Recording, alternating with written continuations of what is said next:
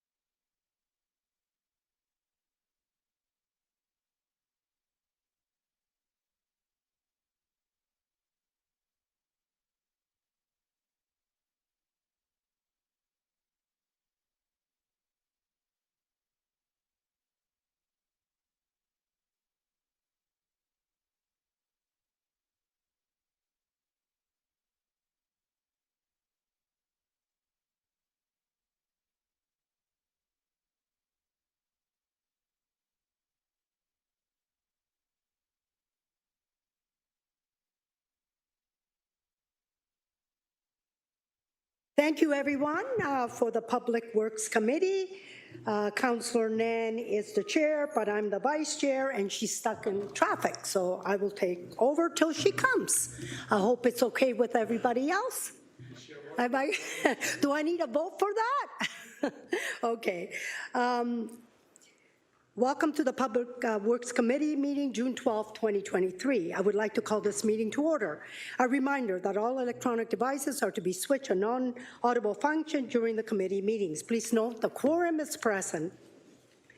Carol Ryan, Director of Transportation Division, and Indra Mahajan, Director of Corporate Facility and Energy Management. Can you be introduced? Yeah, good afternoon, and through the chair, thank you very much for the opportunity to introduce the Public Works leadership team, departmental leadership team. I myself, as everyone knows, I'm Carlisle Can, General Manager of Public Works, and really happy to have a full bench today, and very excited about the things that we are embarking on and the things that we're going to do. My extreme left, we all know Maureen Cousin-Heath, the Director of Transit HSR. Next to her is Carolyn Ryle. Carolyn comes from Niagara Region. She has over 20 years worth of experience, led some major capital projects for us. She worked for the region of Niagara. Really excited to have her on board. She brings a wealth of experience, proven track record, and just a phenomenal addition to the team. Cynthia Graham, I think everyone knows Cynthia, Director of Environmental Services. Just recently she was appointed to that position, and she earned it over the 2 years plus, and then we're really happy to have her in place. Angela Story, our Director of Waste Management. I think we all know Angela, and she continues to provide sage advice and drive the waste management program forward. Jackie Kennedy probably was the newest director within Public Works, Engineering Services. She no longer has that title. I think she was quite happy last Monday when the other directors joined us. Jackie came to us from the City of Toronto, and she has a number of years of managing large infrastructure projects, and I think through the comments from the various councillors that she's been a great addition to the team and continues to help our engineering program move forward. And then Indra Maharan, he's from Aqua. He's been around for a number of years. Indra had he's a professional engineer, holds his master's, and he's done a number of projects related to infrastructure development in the water wastewater field and also in the energy field. And these attributes really shone through in the interview, and I'm happy to have him on board. And I think there's some really cool things that we're going to do as a department. And then for Nick Winters and his team, they're at the ACE, which is the Water Wastewater Conference, which is held every other year within North America between the US and Canada. We have Susan Gritt. She's with me today, and she's here on behalf of Hamilton Water. Susan has over 10 years of experience with Hamilton Water, and this is her last month with us because she's about to retire. So it's very fitting that she's here on the bench with us. And backing up Susan is Charlene McKay, and I think Charlene's right here. She will be our new manager of compliance, I believe, and regulations. So it keeps us on track and make sure that we are dotting the I's, crossing the T's, and being responsive. So it's really my pleasure to kind of reintroduce the team and also our new members. I think that we continue to strive for excellence, and we continue to strive to deliver value. So, Public Works team, this is your council. Thank you for that reintroduction, as well as a big welcome to our new bench members around the table, on the bench, as well as a fond farewell to our staff and thank you for your years of excellence and leadership. One of the great things about being a municipal service worker is your ability to lead for decades inside of an organization like this one, and we really do want to support that as much as possible. For those who are coming in, hope we get to keep you for decades as well. Thank you. Moving on to other ceremonial activity, clerk, we have the City of Hamilton being recognized as a leader in waste education. There are some comments here. I just want to clarify whether those are for myself or for one of our bench members. For yourself. Thank you. So committee colleagues and general public who is viewing, as well as our staff, the City of Hamilton received 4 awards for waste promotion and education at the Municipal Waste Association's Spring Workshop on May 17th, 2023. The Municipal Waste Association Promotion and Education Awards are granted each year to municipalities that display exceptional creativity, originality in educating residents about waste, and the City of Hamilton has received a gold award for the Clear a Safe Space for Your Yard Waste. No, Clear a Safe Space for Your Waste Safety campaign, silver awards for the design of waste collection vehicle wraps, and the updated leaf and yard waste stickers, as well as a bronze award for waste sorting station piloted at special events.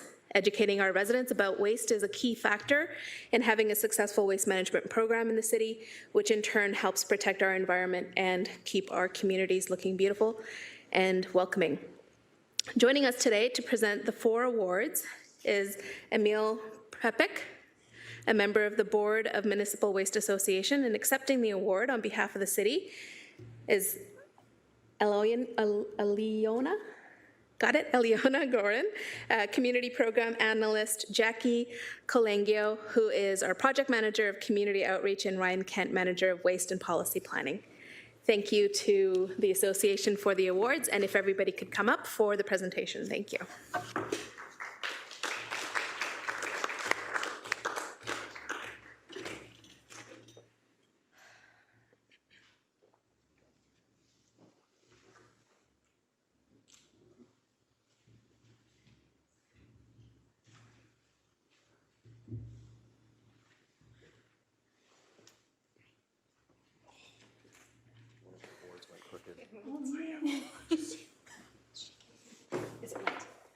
It was moved in the... Oh, the...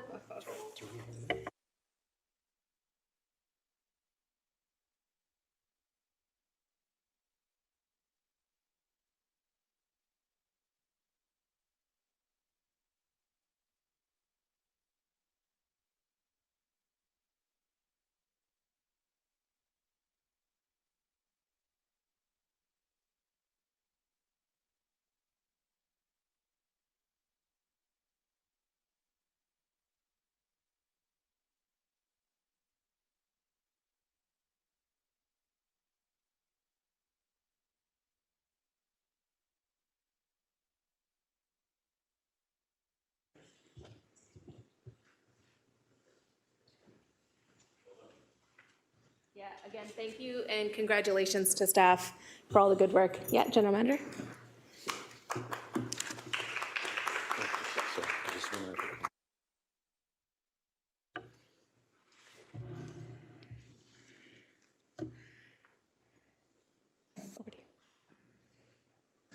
Through the chair to the committee, thank you for the opportunity to add a comment to my introduction.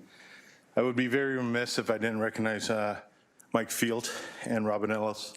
Mike acted for over 2 years. Robin Ellis, I think, just shy of 6 months, and they did an excellent job in terms of keeping the ship upright and addressing not only the needs of council and committee in the city, but also staff. So really want to recognize those 2 individuals for their contribution, and thank you for their ongoing support. Yay.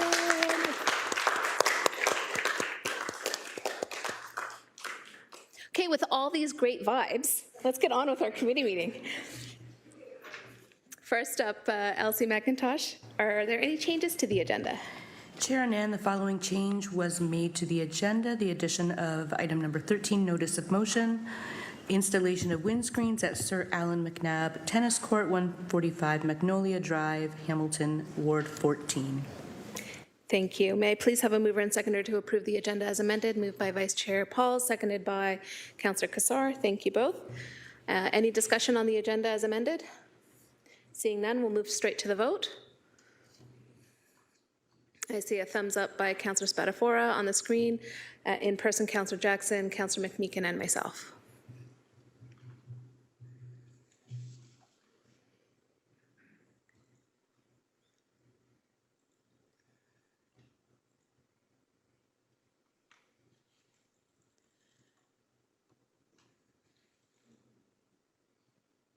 I'm assuming that's carried, but I have to wait, hey?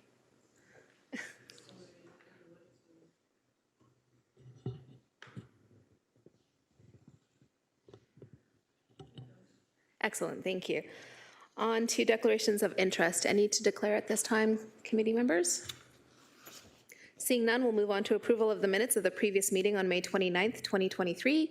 If I could please get a mover and seconder for those minutes. Moved by Councillor Kretsch, thank you. Seconded by Councillor Danko. Any discussion on the minutes? Seeing none, it's before committee for approval. Visual thumbs up by Councillors McMeekin, Jackson, myself.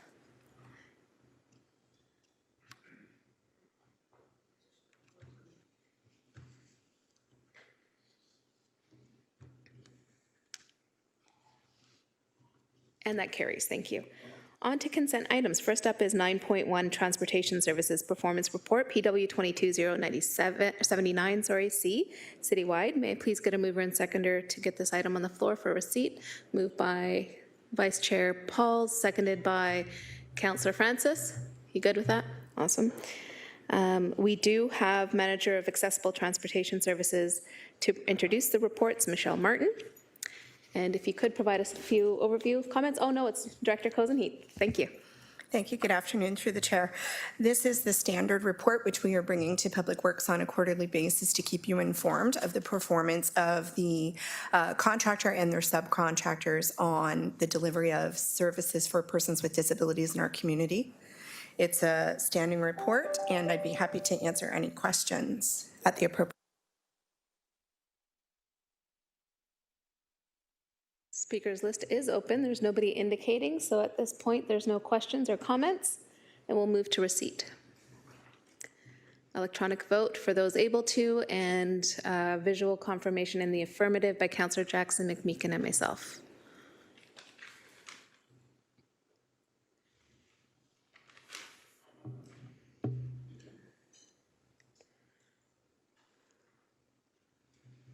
Councillor Kretsch?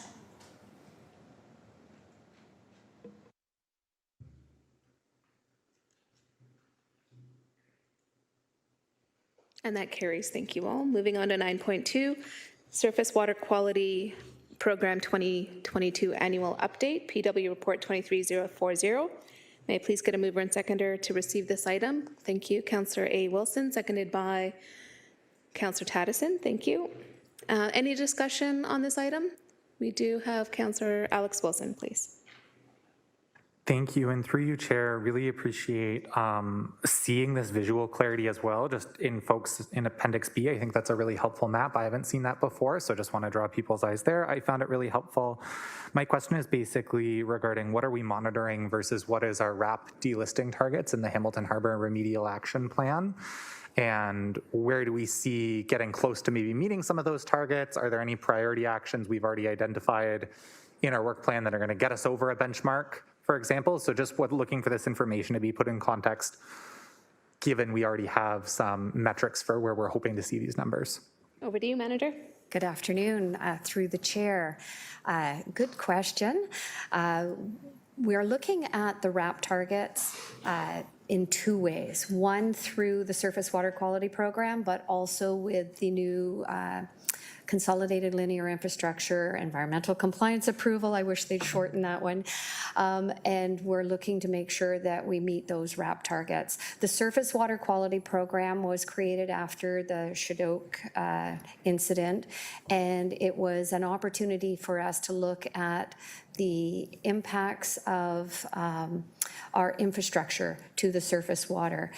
The Surface Water Quality Program, as it stands right now, is in phase 1, and we're really collecting the baseline data, and that information gets posted on the city's website, along with the information from our stakeholders. So we're not duplicating efforts from RAP and Redeemer College, Royal Botanical Gardens, Mohawk College, and others. What we can do is provide you with that information as to how we're doing against the RAP targets with what we're seeing right now. I don't believe we had that correlation within the report, but that's also a good idea to post on the city's website. So we will take that forward and respond back to you. Thank you, Councillor. Thank you. Really appreciate that willingness to kind of track where we're going. We already have these exciting targets for a clean harbor. And so if we can put the work that we're doing in the context of cleaning up the harbor, just helps us ensure we're saying the consistent message there. And so really appreciate that. Just at a very, very high level, when we're doing the surface water monitoring, are we seeing specific trends that are informing our actions regarding those RAP goals? So I know some of the things we were doing with the Ainsley Wood environmental assessment to look at the sewer system there. Could we just, in the next kind of 3 to 7 years, what are some of those priority actions when it comes to our surface water monitoring program and some of that infrastructure repair we're going to be doing to get those results we need? Through the chair, absolutely. One of the things that we're seeing right now when we're looking at the baseline is out in the field, when we see something abnormal, it's triggering a call to our water distribution and wastewater collection team to investigate further. And what we're seeing is cross connections. So we're following that, and you will see in another report how well they're doing with that. So absolutely, we'll take that information forward and get that for you and share with the public. Thank you, Chair. Just really appreciative of having this open data for folks. Obviously, it's coming out of a place of deep remorse and a relationship in need of repair with our local waterways, but I think this is part of what accountability to our water looks like. And so really, really appreciative of this data and how it's informing the work we're doing to repair that relationship. Thank you, Councillor, for those comments. Over to Councillor Kassar. Thank you, Chair Nan. I was really appreciative of this report as well, and just the work being done around water and the quality of our water. My question is around, or is in the context of the Biodiversity Action Plan, which is out for consultation now, and we will get to an approved state of that later this year. And I don't think I saw testing for insecticides around that are used on, or pesticides in general, on golf courses. We have numerous waterways that run through our golf courses, and I'm sure there's runoff. Example would be I'm going to take a second to get this right, chloranophenol. No, I'm not getting that properly, but that's an example of something I believe that is used in golf courses in Hamilton. It's something that's banned in the U.S. It's a human carcinogen. It's a neonicotinoid, and I don't think that's being tested. So I'd like to be corrected if I'm wrong. But if not, then at what point, or do we have plans to broaden the testing for these things that are going to affect our biodiversity action plan and our progress there? Through you, Chair. Thank you. Manager? Through the chair, we are not testing for that at this time. We have worked closely with some of the constituents who have concerns about pesticide use, especially around Kings Forest golf course and the impact to the Red Hill. So we've been working and providing information that way. But this is something that we'll take forward to our stakeholder team on the surface water quality program. Right now, we have just been setting the baseline and collecting the data. We're in phase 1 still. Phase 2 is to look at what parameters do we want to change, which ones do we want to add, what other locations in the city do we want to go to. So we will add that to that discussion for you. Thank you. And through you, Chair, could you just comment briefly on the timing expectation for stage 2? Well, in 2023, we are still in phase 1. Phase 2 would be next year. So we'll collect the data for this year and have the team meetings with the stakeholders, and that recommendation will go forward for the 2024 year. Okay. Thank you very much. Thank you. Next up, we have Councillor Crutch, followed by Councillor Maureen Wilson. Thanks very much. My question's about the map. So thanks to Councillor Alex Wilson for starting that chat. When I looked, I was excited to see the map. Full disclosure, I'm colorblind, so the colors are very similar, and so I was like, I can't really tell the difference between all the different colors. But I thought, well, maybe I could get a KML or KMZ of this map and then use that for my own education around watersheds. And I went to the city's open data source and saw we have water bodies maps and we have a water course map, but we don't have a watershed map. I was wondering if part of this work it would be to add that mapping to the city's open data site, so we can share this more broadly with folks. I think it is a very important resource. So I want to ask that question. Yeah, just 1 second. We have a change of the bench to get you an answer.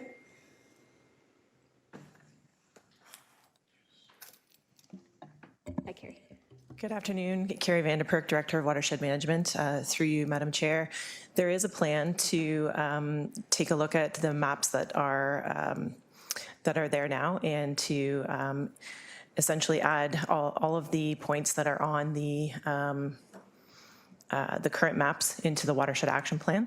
So I will be coming to a special GIC later this month to talk about the Watershed Action Plan and how the Surface Water Quality Program acts as the baseline data for driving those actions that are going to be outlined in the Watershed Action Plan. So the special report the special committee is set up for, I believe, June 28th, and that will provide a bit of an update on what we've been working on over the last year for the Watershed Action Plan. And I think all of the questions that you have with regards to sort of the bigger picture action items will certainly be addressed during that time. Thank you. Councillor? Thanks, I really appreciate that. I think it's a very valuable resource. And by the way, I said KML and KMZ, so I should tell people what that is. It's just a keyhole markup language that's used so that when you download a layer from a map on the internet, you can then use that layer in Google Maps, other places, and allows you to do your own mapping and your own research. So thanks for that. I appreciate your response and look forward to seeing that when it comes forward. Thank you. Next up, Councillor Maureen Wilson. Thank you, Chair. Just seeking clarity from staff in terms of the response given to Councillor Kazar on the golf courses. Could you reiterate your response? Do you or do you not test and provide a tracking of that? Through the chair, we do not track that parameter at this time. So just to my colleagues and to staff, if I could provide a gentle nudge, there was a motion that was passed earlier in this term in relation to the city's municipal golf courses, in which the existing environmental management of those golf courses was to be examined, including the volume of water and the amount of fertilizer and pesticides used per season.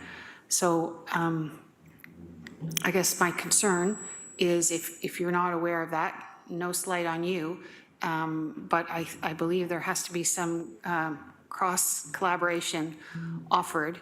And it would be really good, I think, and in the public's interest to see if we could secure that information on private courses as well, because they're all ending up in the same groundwater and the same water sources. I don't know if you'd care to comment on that, please, and thank you. I can comment on that. Thanks for the question, Councillor, and through the chair. Again, that's something that we are looking at in our Watershed Action Plan, is the operation and maintenance of both of our civic golf courses and the impacts that they may have on the watersheds, the two in particular, the Chinook Valley watershed as well as, the Chinook Creek watershed as well as the Red Hill Valley watershed. So it's certainly something that we are aware of, that there may be an impact, and we're also working with our golf course operations folks to understand their maintenance requirements, and we do know that they, from our conversations with them, that they are following all of the current federal requirements for application of pesticides. So we'll certainly work with them in the future to understand what they can do better to minimize the impact on the environment. And again, that will come through our Watershed Action Plan process within the next year or so. Thank you. Councillor? No, thank you. I appreciate that. But as my mother would say, just because you can doesn't mean you should. Thank you. Thank you. And that exhausts our speakers list. Thank you for the responses to the questions. And this is a report for receipt. So it's been moved and seconded. Please indicate your vote. Councillor Jackson in the affirmative, and myself.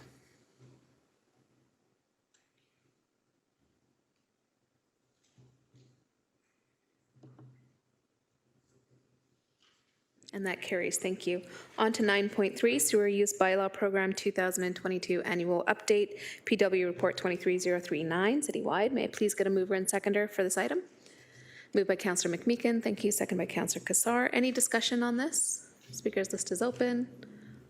Alternatively, I am just realizing the last one and this one are both annual reports that many members of committee, this is your first time receiving these annual reports, so if it's of committee's interest, we can have staff provide a quick introduction and overview, and then that might help enable you to have discussion on the report. So I'm seeing some nodding heads. Over to you, Manager. Thank you. Through the chair. Thank you very much. Susan Gert, Manager of Compliance and Regulations. In 2014, staff promised council an information report annually on the sewer use bylaw and the number of permits. There are 7 different permits that can be issued by an enforcement officer: overstrength, surcharge, chlorides, conditional, temporary, compliance, and the latest one that has just been added to the list is construction dewatering. In the report, there's information on the annual revenue brought in and the wastewater abatement program, the industrial, commercial, and industrial establishments inspections, and risk assessments.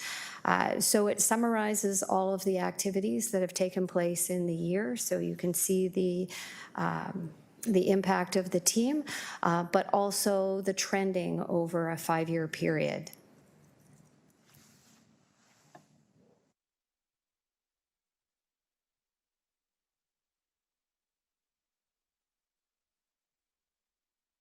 My microphone's not on.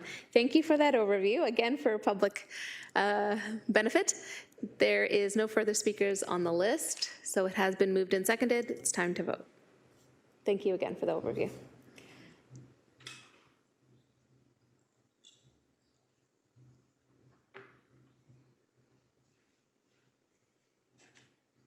Councillor McMeekin, if you could register your vote.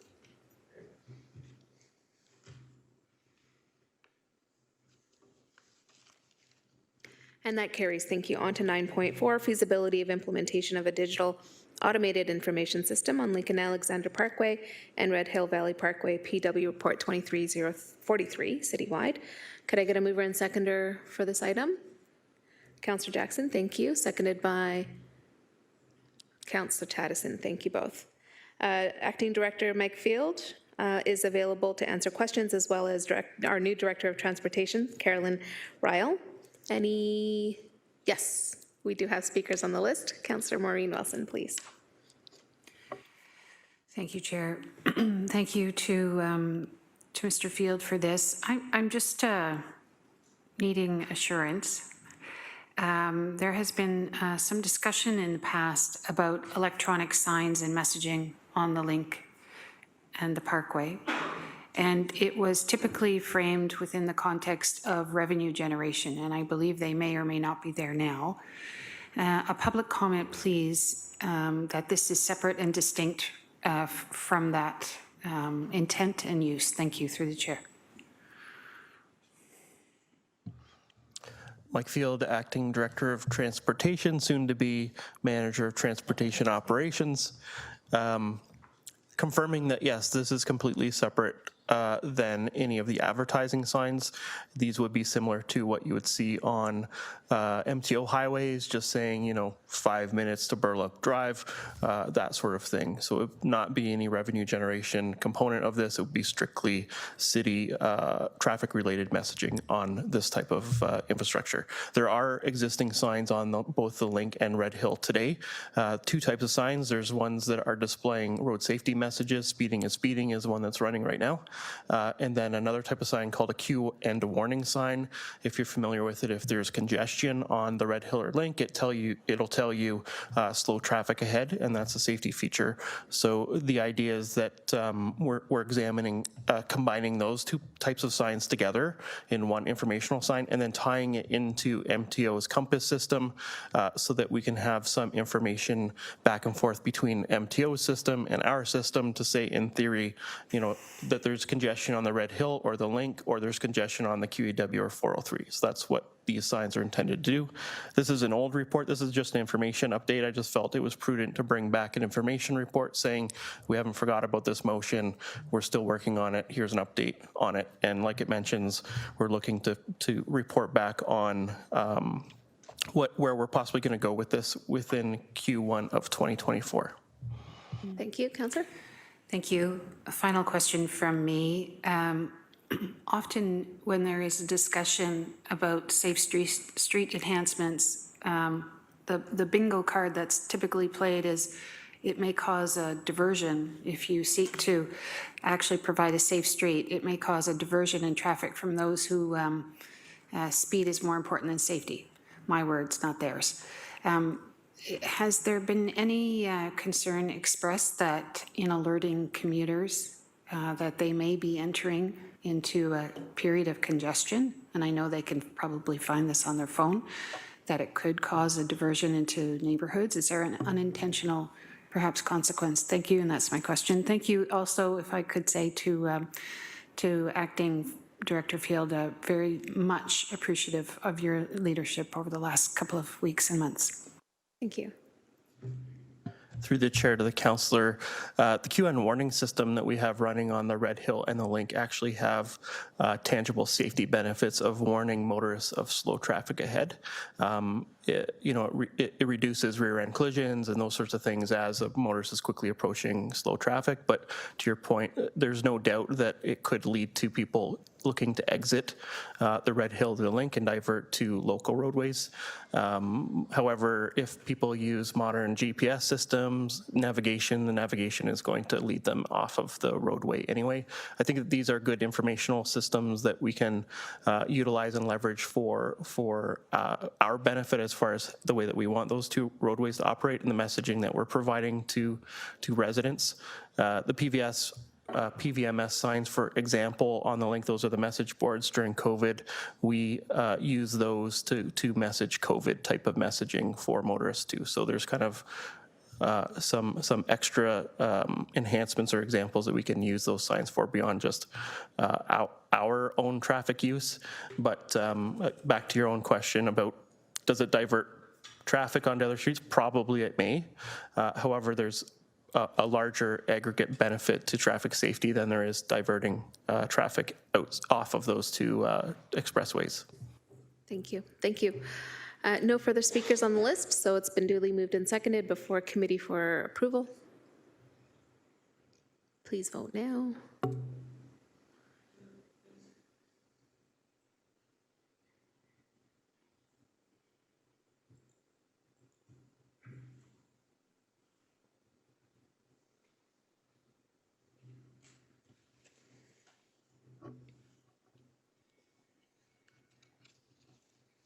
And that carries, thank you. On to 9.5, roadway safety review, 1415 Trinity Church Road, PW report 23042 for Ward 11. May I please get a mover and seconder? Moved by Councillor Tedison, seconded by Councillor Cassar. In terms of receiving 9.4, any discussion on this item? Thank you. First up, we have Councillor Tedison. Next, we have Councillor Cassar.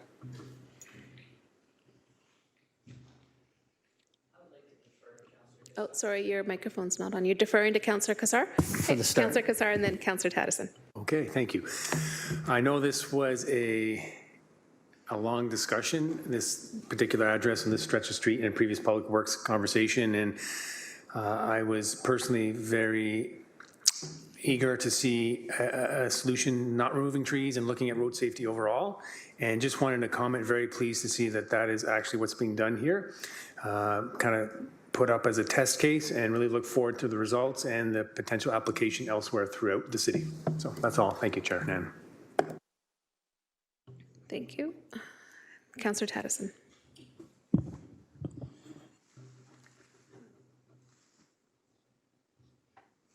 I thank the councillor for those remarks. Just in dealing with this, I want to say to the city staff, I'm thankful for the recommendations. However, I'd like it noted that for me and for my constituent, they don't go far enough. This further demonstrates that there are issues with speed on the road. There are issues with the vertical curve of the hill. These changes, they do address the speed, but they don't fully address the blind spot where the resident's driveway is. I don't think that this should be a competition between addressing speed on the road or being allowed to move the driveway a few meters south from the top of the hill. This should not be a strategy of one or the other. It should be a strategy of we'll do this that makes it better, and then we'll also do this that also makes it better. I have been jotting down messages from the former acting director as we've been listening to his comments about how we address road safety issues. And I'm summarizing here, Director, but you did say at one point, sometimes there are no silver bullets, there's no magic pills when we address some issues. What we do is we make a number of changes that all culminate to make for a better outcome. I believe that allowing the driveway to be moved further south will address the safety issue, and in that way it'll help reduce risk for the resident that lives at that place.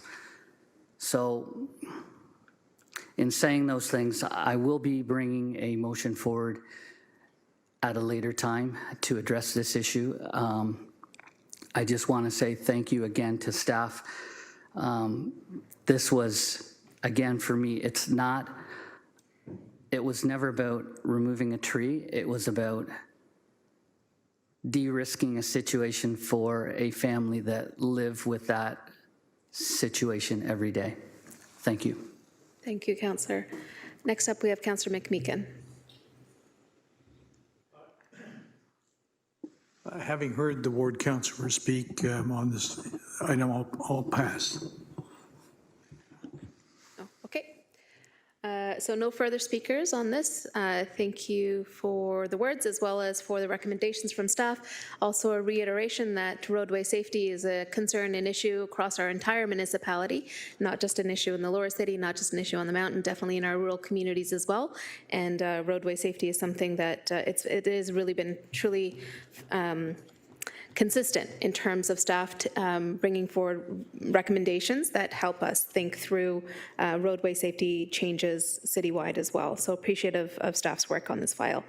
No further discussion, so it is before committee, duly moved and seconded. You may vote now.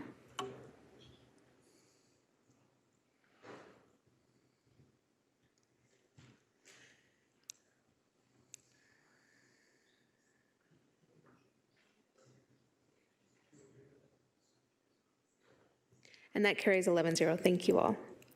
Next up is public hearings. First up is 10.1, proposed permanent closure and sale of portion of unassumed alleyway abutting 428 Main Street, West Hamilton, PW Report 23037 in Ward 1, as required under the city's bylaw number 14-204. A public meeting is required. Notice of this public meeting was provided and posted on the City of Hamilton's website. The notice advised that anyone whose lands are prejudicially affected may appear before committee. And clerk, at this point, we don't have any registered speakers. And so I have to ask, according to our bylaw 3 times, is there anybody here in public who wishes to speak on this matter? For a second time? And a third time. And there's nobody here. Seeing none, may I please get a mover and seconder to close the public meeting? Thank you. Moved by Councillor Maureen Wilson, seconded by Councillor A. Wilson.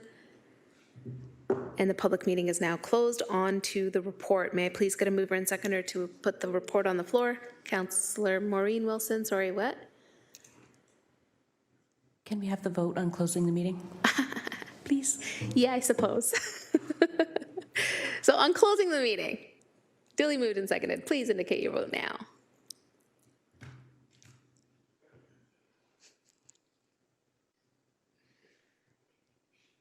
And that carries, thank you. Now on the report, I already know the mover. Who's going to be the seconder? Thank you. Same mover and seconder. Director of Engineering is available for any answers to questions that committee members may have. Speakers list is open. Any discussion? Councillor Maureen Wilson, please. It's Ward 1D.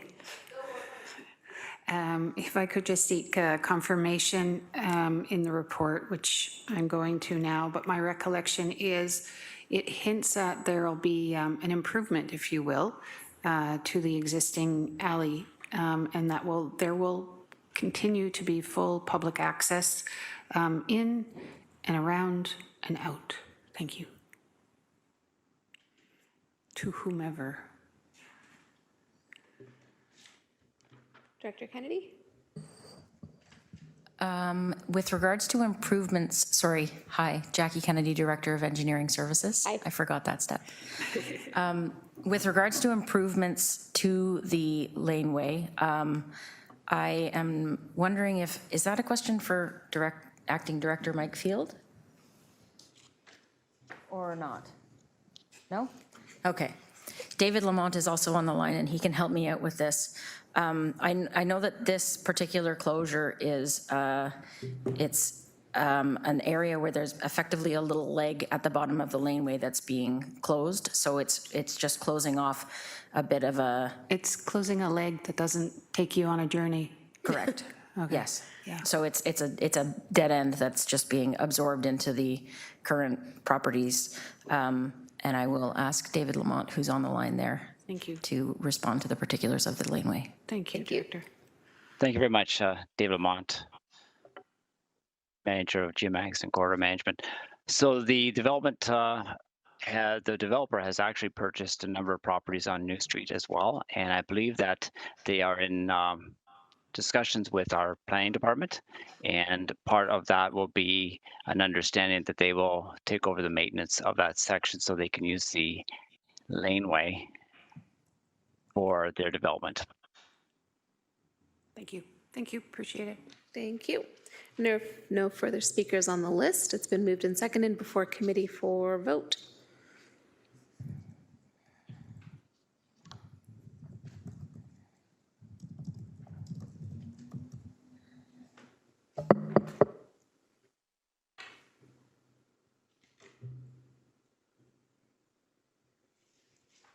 And that carries on to discussion items. First up is 11.1, Bereavement Authority of Ontario Consumer Protection Fee, PW Report 23036, citywide. May I please get a mover and seconder to put the report on the table? Moved by Councillor McMeekin, seconded by Councillor Cassar. Speakers list is open. Committee members, any questions on this report?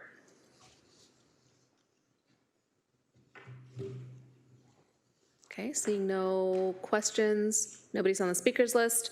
It's been duly moved and seconded. Thank you to staff for a very clear report. Everybody's clear about the recommendations, and time to vote.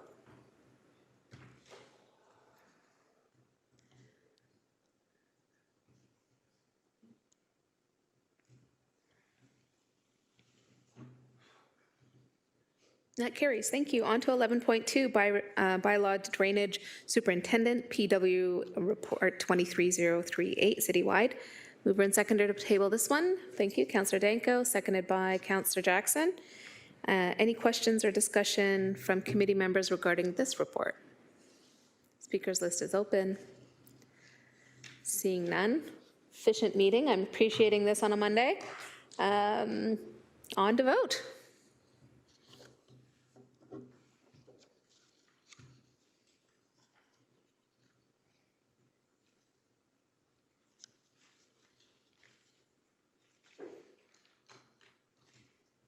And that carries. On to 11.3, Waste Management Subcommittee Report 23-01 of meeting held on May 11th, 2023. Can I get a mover and seconder to table the report? Moved by Councillor A. Wilson, seconded by Councillor Cassar. Thank you both.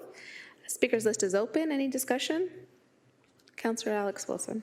Just super quick, because we're talking about minutes here, but just want to congratulate Councillor Francis on being nominated chair of the Waste Management Committee and for all the exciting work that we're going to get up to over these next couple of years with Director Story and the team.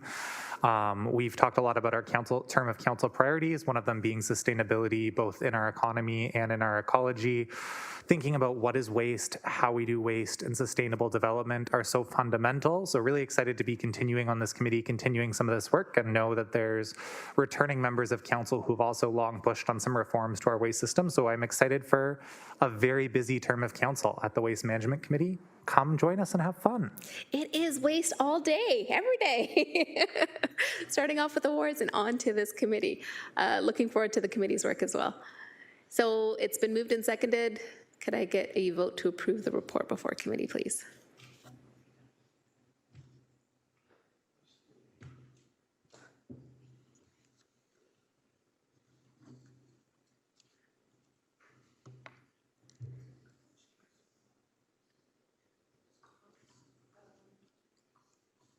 A vote in the affirmative from Councillor Pauls.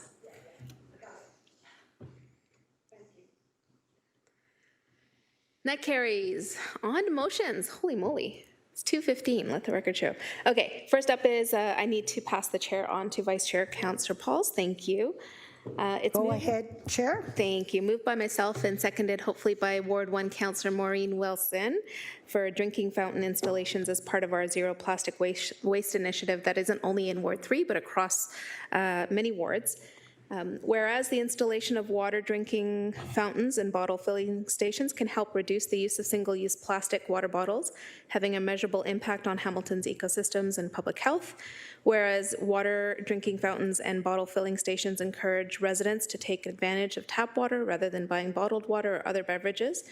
And whereas water drinking fountains and bottle filling stations support residents staying hydrated in the heat and improve local health, therefore be it resolved, A, that a feasibility review and installation of water drinking fountains be added to the 2024 work plan as part of the Zero Plastic Waste initiative at the following parks and spaces to be funded from the Ward 3 Capital Reinvestment Reserve account 108053 at an upset limit including contingencies not to exceed $285,000. For Bellevue Park, Birch Avenue Park, Burge Park, Bishops Park, and Lifesaver Park. B, that the appropriate staff be authorized to choose the best suited location for such drinking water fountains based on best practices. And C, that the annual operating impacts of $13,500 for the supply of water, maintenance, and winterization be included in the 2025 Public Works Department base operating budget submission. And D, the mayor and city clerk be authorized and directed to execute any required agreements and ancillary documents with such terms and conditions in a form that's satisfactory to the city solicitor. And through you, Vice Chair, this is phase 2 of drinking water fountains going into Ward 3 parks. We put an emphasis in the first term on those parks that are north of Cannon Street, and now in phase 2, we're focusing on those parks that are south of Cannon Street, with the possibility of a couple of more parks that are under review that might come in catchment for this term as well. So thank you to my seconder, and that's it. Thank you for that. Anybody on the list to speak? Any questions? I don't see any, but I want to say congratulations because we do need fountains and parks. I know very well. Runners, walkers, all over the place always say, where are the fountains? So thank you for that initiative. Thank you.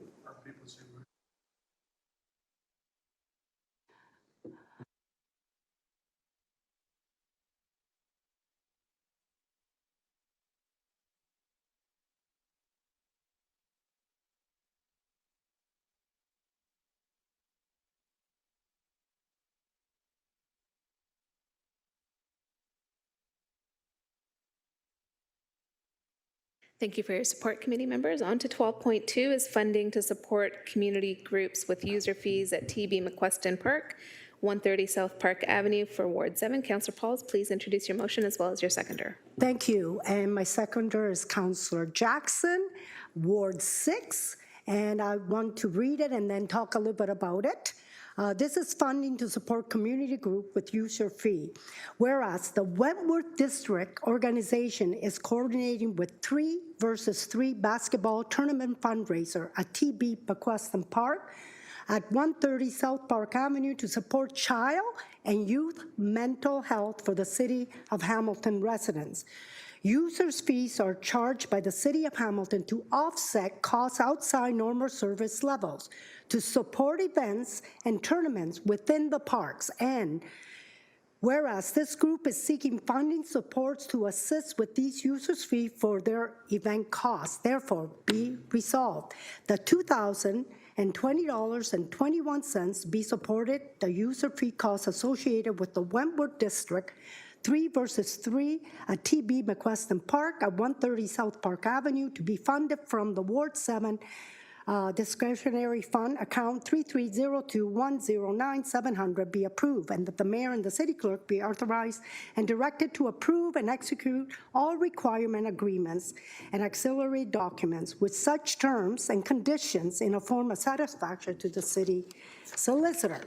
This is going to be a great event. Back in April, this gentleman, David Finley, came to my office and showed me a video of this 3-on-3 basketball tournament that he's hosting at McQuestion Park July 29th and 30th from 12 to 8. The neat thing about this is this: they're getting kids, they're getting people involved in basketball, in sports. Today we talked about mental health. We talked about, students and adults wanting to do things. And this is a prime example of what we should be doing, getting our children involved in sports. This is going to be exciting because there are going to be tournaments all day long, Saturday, Sunday. Nike has sponsored $10,000 to the winner of the 3-on-3. And the neat thing about it, David Finley was telling me that they're going to raise funds for our park basketball because it needs repairs. So we're helping them, but they're helping us as well. So this is a no-brainer. I hope everybody supports it, and I'm always there. Anything to do with sports. I want to tell you something. This weekend we did a race. We raised $80,000 for housing. Do you bet $80,000? This is what it's all about: getting together, doing fundraising, raising money for communities, and this is a well cause. So if you want to apply, anybody wants to apply to play 3-on-3, please call David Finley at 365-833-5625 or go to wentworthdistrict@gmail.com. Get your team there and try to win that $10,000. Thank you. Fine art of bringing forward a motion for infrastructural support as well as a PSA to attend a fundraiser. It's been moved and seconded. Up for, Councillor Danko. Thank you, Chair. And again, I think committee knows what I'm going to say. This is not meant to criticize Councillor Pauls for bringing this forward in any way, or the event, or the worthiness of the funding here. Clearly, it is a worthy cause, and I do appreciate the passionate support from the Ward 7 councillor. However, once again, we have a motion for operational support for a community organization that is not a capital request. So, again, not criticizing Councillor Pauls. She is following the lead of what seems to be the established acceptability this term. Personally, I see 3 problems going down this road. Number 1, it sets the individual councillor as the gatekeeper for operational funding for community organizations. The obvious repercussions of that are: you are supporting me, I like you, I'm going to bring motions funding to assist you.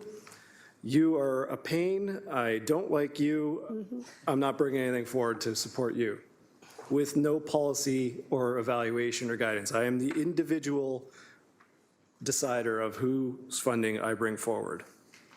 2, there is minimal to no accountability over how the funding is actually used. So again, as the ward councillor, I'm going to, you say you need $10,000? Here you go, here's $10,000. Third, our rural councillors that don't have access to area rating funds don't have the ability to then fund their community organizations in the same way.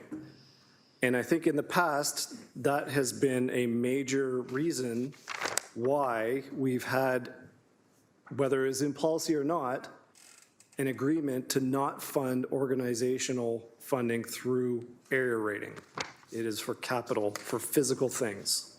How much we spend? And lastly, I guess I'll add the point of, if we're going to blow this wide open, I don't see the point of continuing with the City Enrichment Fund or a grant subcommittee, because it doesn't really matter if a grant is approved or not, because we're just going to fund it from area rating regardless. So why even go through that process? So I will be reviewing Ward 8 community organizations. I'm already thinking of the Bocce Club, their user fees. The West Highland Baptist Church does a number of great community events. In the past, the previous ward councillor has provided significant funding to community organizations to hold movie nights, events of all kinds. So if we're going to go back to that, okay. We have the Dave Andrechek Mountain Arena in my ward. I'm sure there's lots of hockey teams that continuously come forward to ask for sponsorships. I'd love to be able to do that for Ward 8 residents. Up until now, when somebody comes forward and asks for a sponsorship or organizational funding, we have $350 for individual sponsorships. That's through the office budget. That's been the process that we've followed. That was been my understanding of the intention of the procurement policy and the area rating policies. But putting it on the record here, and again, I'm not meaning this as a criticism in any way, because that is the road that we as a council seem to be okay with going down. So I guess in the future, I will look at what operational fees, neighbor to neighbor comes to mind as well, that I can then fund through the discretionary reserve, because that's the policy. Everybody else seems to be on board, so let's go for it. Thanks. Thank you. Next up, we have for a second time, Councillor Pauls. Okay, so thank you, Councillor Danko. I agree with you 110%. We need to look at the policy, but this is different. I'll tell you why it's different than any other motion that's been placed, even with the bouncy castle that I wasn't here. So I didn't vote for that because I wasn't here. The reason it's different, it's this. They just want bleachers for the people to sit while watching this amazing event. Second of all, they're raising money for the city of Hamilton. They're going to give me back the money to fix my basketball court. That's going to cost me $175,000. So they're giving me back whatever money they raise for that. So I'm just giving ahead of time the $2,000 so the city could provide bleachers. It's not, so I agree with you 100%. We need to look at the policy. I do not agree with giving money out left and right, and I do give my $350 if I can to charities, but I want to tell you, this is a little bit different. I'm providing bleachers. They're raising money for my park, Ward 7, which need an update. I don't know if you've ever been to McWeston Park. We need tennis and pickleball upgrade. We need basketball upgrade. We need lots of upgrade. I want to do the basketball, which is $175,000. When he approached me and said, I have money to give you, I said, let me hear about it. This is what it's all about. And so thank you, but I agree with you 100%. Let's get a policy and let's fine tune it to what we need to spend our money at, okay? I agree. Thank you. Thank you, Councillor. And if you could just clarify one more time for the public record, the funds that are in this motion, you're directing the funds towards? Bleachers. The rental or provision of bleachers for this event? So there's your existing, sorry, I guess it's hard for me to pass, do I need to pass the chair to ask these questions? Pass the chair to me. Okay, if I can. Councillor Jackson, do you mind just taking the chair so I can ask my vice chair some questions? Go ahead, Councillor. Thank you. Through you then. So the funds are going towards the provision of bleachers. These are existing bleachers within our capital clearinghouse in some sort? Who can I help, please? Director? Through the chair, Director of Environmental Services, Cynthia Graham. So as part of our parks inventory of things we have bleachers, and they're portable, and they can be delivered to parks for particular events. We do have a user fee for that service, and that's what's being referred to now. Got it. Thank you for clarifying. So it is for the waiving of the user fee for an existing practice of the municipality using our parks inventory of bleachers for special events. Thanks for clarifying that. Hey, That's what I okay. wanted to get really crystal It's clear very here. clear. No, We have the bleachers. I'm good. I asked Yeah. my question of staff. And Thanks. that's why, I'll take Councillor back the Pauls, chair. hold it, please, hold Okay. it. Yep, Councillor Nam? Yeah, thank you. You want the chair back now? Yeah, I'm done. Okay, I just wanted thank to you. clarify that piece. Thank you. So the motion has been moved and seconded. It is before committee for consideration.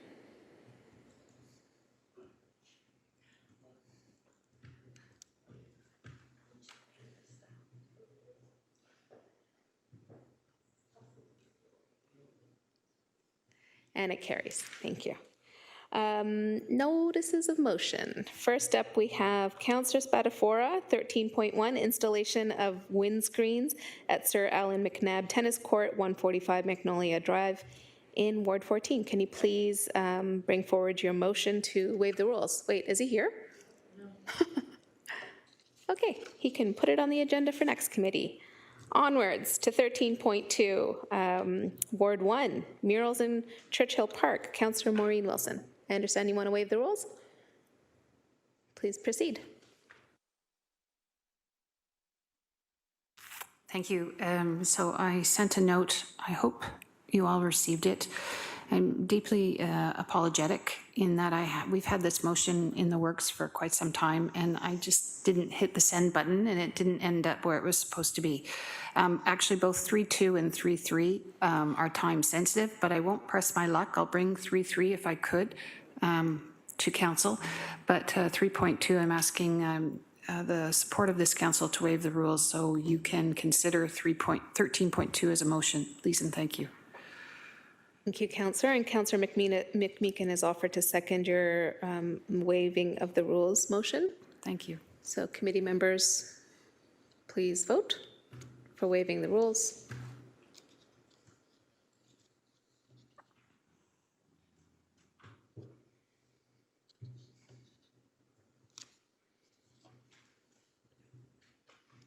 And that is approved. Councillor, please proceed with your motion.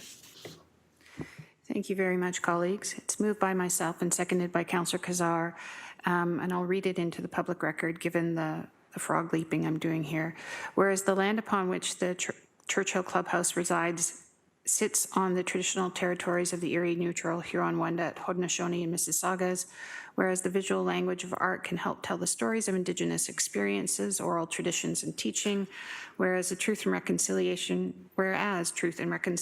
require supporting Indigenous peoples' cultures, revitalization, and integrating Indigenous knowledge systems, oral histories, whereas the Truth and Reconciliation Commission included the funding of Indigenous art as a priority to contribute to the reconciliation process, whereas the City of Hamilton is committed to the ongoing implementation of public art to enhance our sense of community and public spaces. Therefore, be it resolved that the installation of art mural on the rear portion of the Churchill Clubhouse at 167 Klein Avenue North in Hamilton be funded from the Ward 1 Capital Discretionary Account number 3302309100 at an upset limit, including contingency not to exceed $20,000, be approved, and that the mayor and the city clerk be authorized and directed to execute any required agreements and ancillary documents with such terms and conditions in a form satisfactory to the city solicitor, if I may. A little bit of three-part history here. The Churchill Lawn Bowling Club was designed by Mr. Stanley Roscoe. Mr. Stanley Roscoe was the first formal Canadian architect to be appointed by a Canadian municipality at a time, and I'm hopeful that we're returning to that time, where we felt very strongly about the importance of beauty in public structure and the importance of leading. So that's one part. It is an existing public building. The second part is this is in the neighborhood of Westdale, which has been working hard on its own reconciliation in that Westdale was a planned neighborhood, ironically a 15-minute city in its own right. But it does have a very regrettable history in that there were restrictive ethnic and racial covenants against the buildings, so that if you were a Black person, if you were a Jew, if you were from southern Italy, you were not allowed to buy a property in West Hill. That was changed in large measure because of threatened litigation by the Canadian Jewish Congress in the 1950s. And also, this park is set within a property owned by the RBG, which we know from both oral history and excavation that began in the 1960s was actually very much a meeting place for Indigenous peoples over a very long history, meeting and farming. So fourthly, the neighborhood has been asking for some sort of beautification of the back of this, which is actually a very beautiful building for some time. And I'm hoping that all of these points of influence can come together as one, and we can move ahead with the mural. Thank you. Thank you, Councillor. Wonderful initiative to bring art and context and history together, as well as reclamation. Over to Councillor McMeekin. Thanks, Madam Chair. Winston Churchill once said, "Without music in the arts, life is a mistake." I think he was right. Remember when the Exchequer came and said, Mr. Prime Minister, we're going to cut all the libraries, all the art, all the museums, you name it, it's gone. You have to focus all our money on the war. And he said, well, if that's true, why are we fighting? Why are we fighting? Anyhow, listen, this is a good project. It speaks highly to reconciliation. And our number 2 priority is building livable communities. What's more livable than this? I'm with you, sister. No support. Just words of support. That's what that was. No further speakers on the speakers list. This has been duly moved and seconded and is before committee for consideration. Please vote now.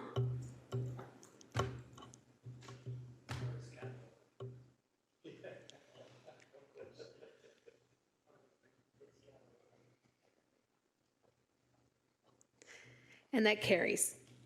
And Councillor, did you say 13.3 you are holding or you are proceeding with? Thank you, Chair. This is also of, there's a contract issue. So it is time sensitive, but I won't press my luck and I will ask for a change to the agenda so that I can please put it on the next council agenda for your kind consideration. I think you will all be interested in watching this pilot because it's not just a Ward 1 issue, but if I could do that through Okay, you. Councillor, so you're moving it off of this agenda, are you taking it, withdrawing it, and you're going to bring it forward at council with due notice so you don't have to waive the rules. Got it. Crystal clear. Okay, that takes care of our notices of motion unless there's any pending. Now is your time. No. Okay, onwards to 14, general information and other business. First up is 14.1, amendments to our outstanding business list. The items are before committee in terms of changes to the outstanding business list. Could I please get a mover and seconder to approve the amendments? Councillor Pauls, thank you. Seconded by Councillor Cassar, thank you. Any discussion on the amendments? Councillor Maureen Wilson. Thank you, Chair. I just have a question on winterizing of public washrooms C. It's not winter, obviously, and we have some time. I'm just looking for some insight into whether the August date is the due date or the due date. Thank you, to the Chair. Are we going to get it on August 16th? Over to you. Through the chair, Cynthia Graham, Director of Environmental Services. So this report is the summarization of the winter washroom 2-year pilot with findings and results. Because we just basically transitioned from the winter washroom program to summer facilities, we needed just a little bit more time for staff to pull together the report, and we do think that that August date is achievable. Thank you. Thank you. No further questions on that one. Any other questions on any other amendments to the outstanding business list? Seeing none, it's been moved and seconded. Please vote.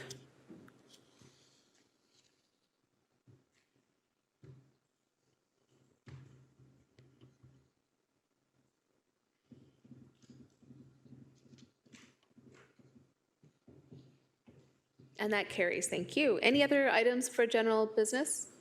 General information or other business? Seeing none, over to adjournment. Could I get a mover and seconder? Moved by Councillor Tattison, seconded by Councillor Francis. Please vote. Thank you to staff and all your preparation for today's meeting, as well as the reports. And thank you for tuning in for yet another stellar Public Works Committee. Thank you. Carried. Onwards. Enjoy the rest of your Mondays, everyone.